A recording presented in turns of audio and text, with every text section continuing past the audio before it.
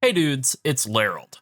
I've made some big upgrades to my Stat-Stacking Gemling build, and have fallen in love with the character all over again. I have also managed to keep the budget under 100 divines, right around that point I think. Your mileage can and will vary when it comes to pricing things and so on, but like no Astromentus, no Temporalis, no 50 divine jewels or anything like that. Now, if you want a real budget version of the build, you can check out our previous videos. I did our very first video in this series at under 10 divines and worked up from there to where we are now. I think it's probably even cheaper than that at this point. I would say my most expensive items in the build as of right now are Melting Maelstrom, which is like 15 divines, and then a pretty okay Ingenuity, which is about 20 divines. So good gear, but nothing unethical at all. We are playing the Ferrari of builds. But as far as Ferraris go, this is budget. This is a used Ferrari. Jason Statham drove it through a helicopter in Fast 12 or something, and I got it on a discount. So I had four main things I wanted to fix with the build from the last video that we put out about it. First off, I wanted more single target DPS.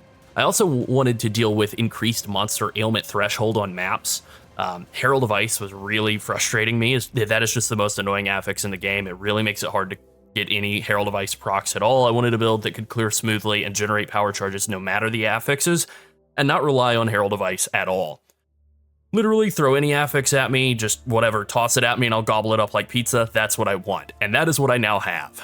Simplicity is another thing. The old build had too many keybinds, I just wanted less of them. And finally, speed. That was kind of the most important thing. I felt like I was too slow, I really needed to zoom, and now I'm exemplifying it in a sentence. So, mission accomplished, right? I went and killed Zesht to do like a showcase or whatever for this video, and about halfway through the fight I realized I was kind of playing scared, moving away to do mechanics, and then it hit me, I should be blasting.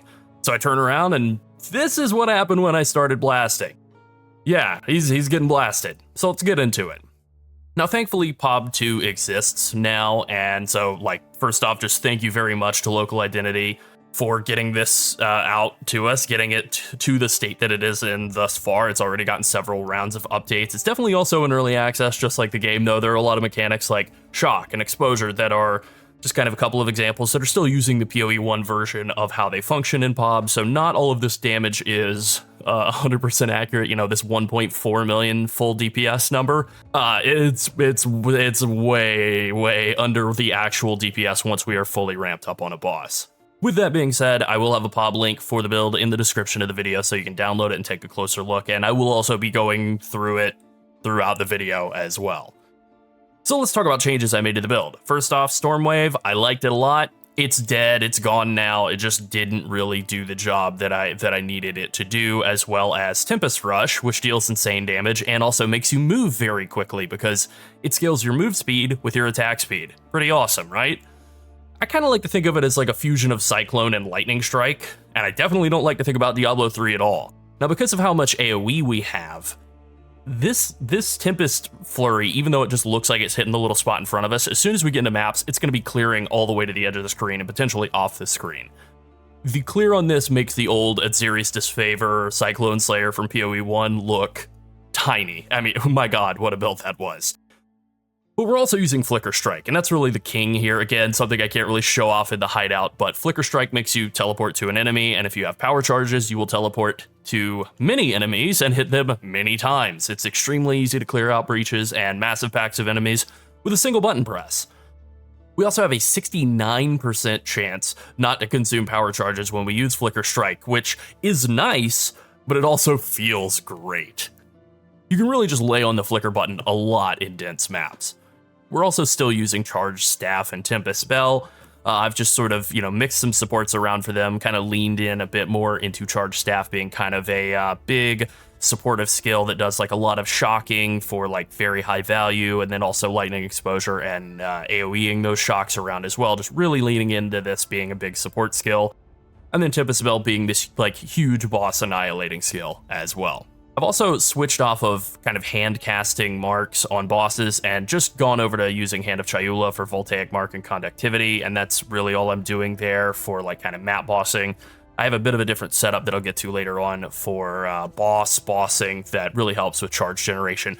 But in maps and in actual like high level bosses, charge generation is very easy to maintain. It's pretty much automatic, like you just right click around and you're generating charges with ease.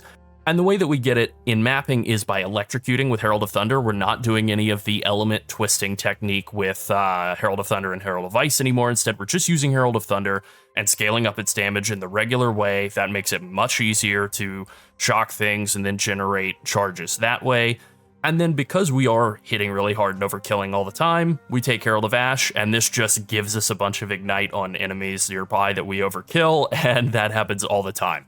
So no more dealing with any sort of ailment threshold or any sort of annoying stuff with Herald of Ice. No more of that goofy, like, element twisting. We just blast and everything dies.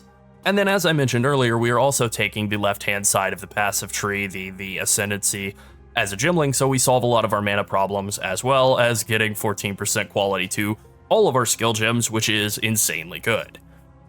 So now I kind of want to start with the rotation before I even get into the gear and skills. I'll just start with the rotation. So the main way you kind of set up generating charges is you just get into maps, so you Tempest Rush a bit until you have some charges. At that point, you want to charge Staff to get the buff kind of up and rolling. I mean, you don't have to. If you don't need it to clear, you don't ever have to bother with charge Staff. You can just ignore it, but it is a lot of free damage. Once you've done that, once you've got your charge staff rolling, you generate frenzy charges, and then you just flicker strike around and kill everything, and you just slam flicker strike until you run out of charges. Then you Tempest Flurry a couple of times until you generate charges, back and forth and back and forth. Very, very basic, you know, just kind of builder spender. It feels pretty great. Now for bosses, you want to open with Hand of Chayula so you can get your curses on them, and then Tempest Rush and spam Tempest Spell as soon as it's available.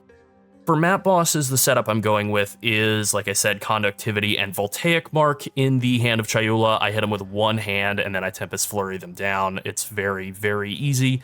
For bossing, for like real in-game bosses, you want to use a combination of, instead of like your Heralds, because they won't do anything on a boss, you want to switch over to a Cast on Shock setup, which I have thrown into my Baja Blastin tab here. Cast on Shock, Sniper's Mark, Eye of Winter, and then Impetus, and you could throw just any other old support gem in there, Inspiration or something, cut the mana cost a little bit.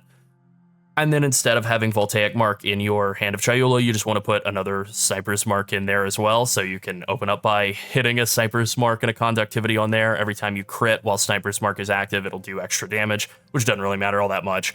But then it will also generate it's supposed to generate a frenzy charge, but because we're using this passive right here, Resonance, we get a power charge instead, and that's how we get our power charge generation. And then just by shocking, we're generating more all the time, and then that makes it pretty easy. All right, now I'm going to talk about the gear, and I'll just start with all of the uniques, since these are all pretty much standard for any sort of stat stacking quarterstaff based build, Pillar of the Cage God based build. Pillar of the Cage God, it is a pretty great unique. It gives you a lot of value for each of the three primary stats, you know, increased AoE, increased attack speed, increased weapon damage. You kind of want all three stats. It's pretty good to have all three of them, and you do kind of want to play around with them in your tree and kind of balance them around. That is exactly what I have done here. You know, your mileage will vary exactly what ratio you want to have of the three stats, but as much as you can get of each of them is good, right? Black Sun Crest, that just gives you more of the three stats. That's good too. Morior Invictus, there are a lot of possible combinations of stats on this. A lot of random modifiers on it. Increased attributes and increased max mana. Attributes just gives you a lot more of all three stats again. And then max mana, since we're taking Mind Over Matter, just kind of helps give us basically pseudo life pool and helps with like sustain from jewels and stuff. Now there are some other options. You can get like elemental resistances as one of the options instead of mana. That could be pretty good. Max life could be okay. I think more of a budget option that could work as well. Spirit, that's definitely not budget, but that could work too. Help you with fixing spirit if you go with a kind of different direction with your amulet. Hand of Wisdom in action is kind of another crucial unique here. It gives you, you know, dex, int, and then attack speed based on your dex, and flat lightning damage based on your int. And I do have a corruption here that gives 1 to 12 lightning damage as opposed to the baseline of 1 to 10. That's probably one of the best like expensive items. You know, if you're kind of going from the very basic budget version of the build to like upgrading and looking for things to go after that are a little more expensive, getting a good corruption, getting a good like attack speed corruption on your pillar is a good thing to do. That's pretty cost effective. And then getting a 1 to 12 lightning damage to attacks per 10 int instead of 1 to 10. On your Hoa, that is another good use of funds. Also, make sure that when you're doing that you don't buy one that's at 2% increased attack speed per 25 dex. That is actually very, very bad. That's basically a brick that people will then try to sell for like high price, thinking that they can I don't know, catch somebody who's not paying attention. So don't get caught. And then Ingenuity is the other one. Ingenuity is very basic, right? I got this one that does have a cold res corruption because my cold res stinks, and you can see that my lightning res definitely isn't bad, but I just couldn't get cold res on rings, so just makes your rings better. And I did get a couple of decent rings here. Like flat lightning damage is fine, not the end of the world to not have it either. But rarity int and then some resistances, and then again this one rarity int and some resistances, and also flat fizz is okay, but more flat max mana, very good. So these are a couple of pretty good rings, but not like irreplaceable by any stretch. The boots are very basic: life, mana, rarity int, bit of res, 35 move speed. You don't have to have 35, 30 will work as well, but you know, 35, I had them, so I'm using them. And then as far as the amulet goes, this is probably like the funkiest, one of the harder to replace pieces I have. It has life and mana. Doesn't have to have life and mana, right? I just managed to get my hands on this, but it has spirit, and then it has just a bunch of stats on it. Spirit and a bunch of stats, that's pretty much what you're going for. 30 spirit's really good. 40, if you can get it, is also not bad, but 30 spirit and a bunch of stats is really kind of all you're shooting for. And then I allocated beef because with the combination of stats that I have, beef, which is this 25 strength node here, just wound up being very, very, very good. If you have more stat budget, like if you have an Ascendancy or something, then this notable here, Spaghettification, because it gives you 7% increased attributes, winds up being better. But it has the downside of minus chaos res, and you know, like it's way more expensive than beef, so beef's pretty good, and also beef is funny. All right, I got into the edit and realized I forgot to mention Melting Maelstrom. It is an insanely good mana flask. It fulfills your mana flask, and because we're using Mind Over Matter, this is basically a full heal, and that's crazy, crazy good. There's obviously some other advantages to it as well, but the real advantage is just simply you press the button and now your mana / health pool is back to full. All right, now let's move on to skills. So I've kind of already talked a bit about rotation and how you would play this in maps and bossing and stuff, but I'll just kind of quickly run through this a bit. I do have a mapping and a bossing setup here in this little skill set drop-down menu, so you can swap over to look at the bossing setup if you kind of want to see just how to configure this and all. And you want to keep Eye of Winter low, just as kind of a note on that, because the mana cost just goes up a ton as it levels up, and you're not using it for anything other than the crit weakness debuff that it applies, and it applies the same buff whether it's level 13 or level 20. So you're using Tempest Flurry, Martial Tempo, Crescendo, Rage, Primal Armament. You can use Lightning Infusion if you want more damage. You can also use Inspiration while mapping, while moving around, just to cut the cost down if you want. Really, it's up to you if you want to put Lightning Infusion on something else, like say your Charged Staff. Maybe you want to 6-link it and put that on there if that could work, and then Inspiration on Tempest Flurry, there you go. I'm doing 5-link on Charged Staff. Pretty much all the content in the video, I'm doing 5 links on most everything except for Tempest Flurry. But I have 6-link setup recommendations here for everything. Flicker Strike, you know, Perpetual Charge, in conjunction with all the quality bonuses, you get about 69% chance to not remove those charges. Feels pretty good. And then you are moving into melee range of enemies, so close combat's good. Ambush, you're hitting a lot of people or monsters at when they're at full life, and that means 100% more crit chance. That's pretty great. Momentum, you're always going to be moving a lot during Flicker Strike, so momentum is amazing. And then Magnified Effect just makes it be a bigger hit. You know, you could swap Lightning Infusion there if you wanted more damage on your Flicker. Charged Staff, like I said before, we're using a combo of like Persistence so it stays up longer, Lightning Exposure, Overcharge, and Coursing Current just so it's a big debuff machine. And then Tempest Spell, Conk Effect, Execute for like low life damage, Overabundance so we can get more of these, Rage Forge, and Heavy Swing, and that all works out pretty well. I did want to leave one note here. As opposed to the previous way I had been playing this, Mantra of Destruction. I like it conceptually, like building up the combo and then pressing the button and then throwing down the Tempest Spell, but it's just so much slower. It just does not work as well as just simply holding down Tempest Flurry and then spamming Tempest Spell every single time it comes up. That is just way, way, way stronger than playing with Mantra of Destruction. So as much as I liked it conceptually, it just was not very good. Like I said before, Hand of Chayula, I really only ever use that on map bosses, and you kind of cannot bother depending on your gear. Maybe you will, maybe you won't, whatever.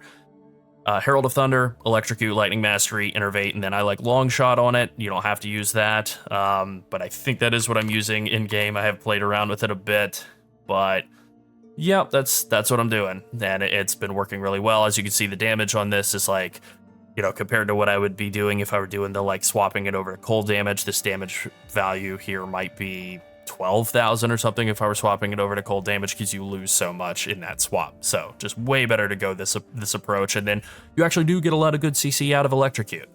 Herald of Ash is very basic. We just throw Fire Mastery on it, it explodes and gives us some free damage. That's pretty much it. Combat Frenzy, this is why we're able to generate charges. We get Frenzy charges whenever we freeze Electrocute or Pin. We're not bothering to freeze, but we are electrocuting thanks to Herald of Thunder. And then I threw Pin support into Wind Dancer. I don't think it does anything, but I think it's funny. Also, Profusion on Combat Frenzy, along with the quality from that, we get like, I think a 90%, 85% chance to get 2 charges whenever we generate a charge. So pretty much all the time we get 2 charges. I like to throw Clarity in there for a bit of extra mana regen. If you have an extra 10 Spirit just lying around, you could put Precision in here as well, give yourself a bit more accuracy. That's useful for a little bit more attack speed.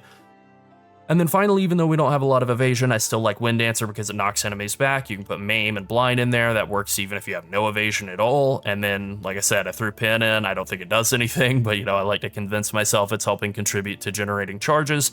And then a little bit of a LE focus on the Wind Dancer because it actually does a lot of lightning damage, and let's just make that do even a little bit more. Maybe we'll get some reactive kills by being bad at dodging, basically. All right, this is the passive tree. You can see all the stuff in green is where I'm kind of using my offhand tech, and then all the stuff that's in red is where where I'm using stuff that's specifically for like increasing damage. That's just allocated to the main hand. So we got like Falcon Technique, more attack speed per 15 dex. Some weapon swap stuff, and then like mark stuff associated with the offhand, and I should talk about that a bit. So I'm actually dual wielding Cage Gods. I have one in my main hand and one in my offhand. This one I used to swap in for maps that would have like very, very high monster LE res, like 90% increased monster LE res. I think I have enough penetration between the exposure and passives and jewels and stuff that I don't need this, but like I could flip them. But the main reason here is actually so that for my Hand of Chayula, I can have that set to my weapon set 2. And then for everything else, Tempest Flurry, Flicker Strike, Tempest Bell, etc., I have them all set to only use weapon set 1. So I will Hand of Chayula with one hand, and then, everything else is with the main hand. And so then this allows me to, for when I'm fighting bosses, I can have all of these mark and curse effects going on where mark for death. Now I just cull all bosses. As long as I bother to hit them with a Hand of Chayula, they're culled, like I cull them. They take 10% increased damage. They can't crit. Incredibly good, right? And then also because we got curse built in there as well, we're getting increased curse duration, bit more effect, and then they can't like recharge energy shield. They have less life regen, just some really good value out of that little bit of weapon swapping. Let's see what else. I have Way of the Wind here on the offhand as well, just to give a bit more max dash distance on the Chayula offhand thing as well. And then pretty much all the rest of these points, just like crit, max power charges, true strike. For the jugular, we're critting all the time, so Deadly Force is actually very good. I did sit and like compare this all out. Compared basically running like Lightning Rod and Wild Storm. That's a really great synergy of nodes. They do add a lot of damage together, but when you compare it with crit, especially once you start getting some nice crit jewels like this, crit chance for attacks, a crit bonus for attacks, like once you get enough crit out of other places in the tree, like this wheel here, the heartbreaking, heart-stopping, struck through wheel, and careful assassin, and so on, crit actually winds up coming back around to being better. I definitely increased my damage by quite a lot by switching over to crit from the non-crit setup. So now moving on to jewels, I have gone for 2 sapphires. This is the same technique that I've been using already, using 2 sapphires that have recover 2% of mana on kill. And both of these are ones that I bought that had like a useful damage roll on them, crit damage bonus. In both of these cases, I corrupted them. I got fire and lightning res as though I didn't have enough already. That's fine. And then pretty much everything else is stuff that I either like found and crafted up or, tried to get something that had like a good corruption on it at least. Like this is probably the weakest jewel that I have in my entire kit here, actually. But then I have a couple of ones that have some pretty good rolls: attack speed, int, corruption, damage against rare and unique monsters. Like, that's not bad. This one with like crit damage and damage against rare and uniques and damage with quarter staves, that's not bad. So yeah, you get it, you know, like crit damage, those are obviously good. Stat corruptions are good. This is a really nice jewel. This is probably my best one. Dusk Sliver, double crit, magnitude of ailments, and 10 dex. Pretty nice. All right, so I already mentioned moving over to the left side of the Ascendancy, taking Advanced Thaumaturgy. The 30% less cost of skills is very, very nice. It's basically a free inspiration on all of my gems, which is pretty great. The quality of skills is also really great. We're obviously still benefiting from enhanced effectiveness. You know, dropping gem studded was actually not as hard as I thought it would be, and then it's really hard to actually make use of 12 or 13 skills, whatever it is you get out of integrated efficiency. It's too many, right? I really wasn't making efficient use of them at all, so I really haven't like missed this point at all. So I really do prefer this left-hand side a lot. All right, so I don't really think there's a ton of room for me to continue upgrading the build other than just like, you know, 6-linking more skills and like getting level 20 skill gems on a couple more things. But one thing I do obviously want to point out is Ascendancy. This is probably the most expensive like unique in the game. I think, you know, it's in the like 200 divine range. Last I checked, probably more than that now. And obviously this is amazing. You know, it would be a huge increase in every single possible way. The only thing that you would really lose by getting this would just be some spirit. And, you know, I think ultimately I'd probably just give up like Wind Dancer, or maybe Herald of Ash, right? You know, who cares?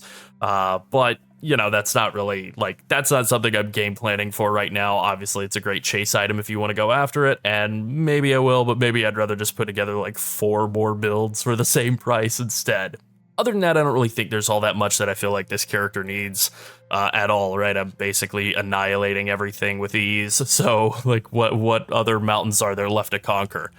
I did play around with Chaos Inoculation, since I know that'll get asked about, and I also played around with Whispers of Doom. I liked Whispers of Doom. My next level will go into Whispers of Doom, and then I will go back to having Temp Shades turned on in my Hand of Chayula, but I turned it off for the time being, because whatever, don't really feel like I need it. As for Chaos Inoculation, I liked it. I thought it was okay, but I didn't like losing, you know, whatever it is, like 20 or 2,500 health or something, even with swapping all the strength in the tree to like into dex, still like 1,800 health or so, just to get 100% chaos res. Like, you know, I just didn't love that. There is a jewel, Heroic Tragedy from Expedition, that you can convert, depending on which version it is. It gives you a notable that will convert your strength's life bonus into an energy shield bonus, so that could potentially be very good. But these things are like, they're in service of Verana or whatever, these are like 50 divines. So again, it was another thing where I was like, budget, don't really want to throw like 50 divines at this just to see that, you know, maybe I like it, maybe I don't. Rather just kind of go forward with what I have, and what I have is something I love anyway. So I think that pretty much covers it. I'm really loving this build. Flicker Strike rules. Tempest Rush is also pretty fun. This build feels like a mix of several of my favorite PoE 1 builds over the years: Flicker Strike and Mana Stacking, Cyclone, Lightning Warper, and the Screen Clear of Lightning Strike. It's pretty good. Be sure to like and subscribe if you enjoyed the video and want to see more like it. We're getting pretty close to 20,000 subscribers, and it's a huge milestone for us. We're very excited. And if you want to support us even further, consider becoming a channel member. All right, that's it. Thanks for watching and have fun blasting. Bye.